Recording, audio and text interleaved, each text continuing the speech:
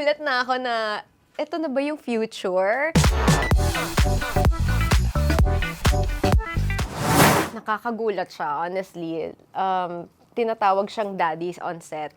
Tapos ako parang, ha? Ha? Nagugulat na ako na, eto na ba yung future?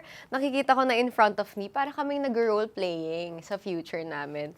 So, ang sarap din sa feeling na coming from a role na pinaka-first teleserye ko with him was Return to Paradise. Mga high school pa lang kami noon. And then Makiling, and then this one, Apoy sa Dugo. 2 parents na kami.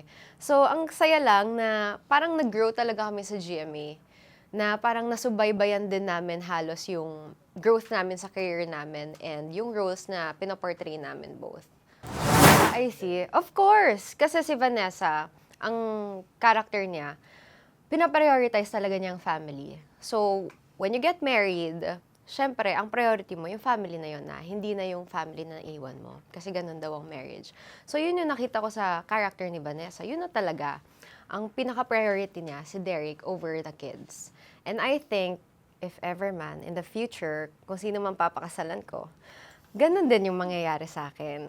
Mas priority ko yung husband ko kesa sa kids. But of course, importante din sa akin yung mga bata. Na-challenge ako, pero it wasn't a big adjustment for me kasi very close sa akin yung character ni Vanessa.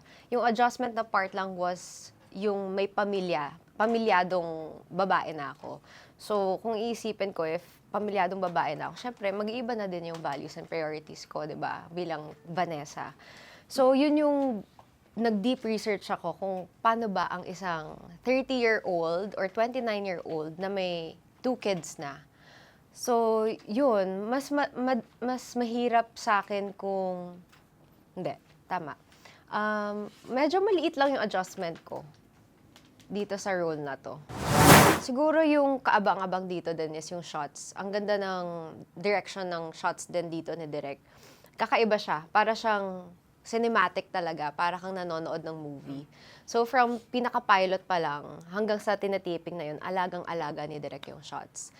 It's nakakakabe kahit na pinapanood ko pa lang si Ashley sa mga eksena niya. Natatakot na ako sa kanya kasi iba na yung vibe na binibigay nung film, ni Direk. So, ang galing din kasi ni Ashley. So, yun yung kaabang-abang dito.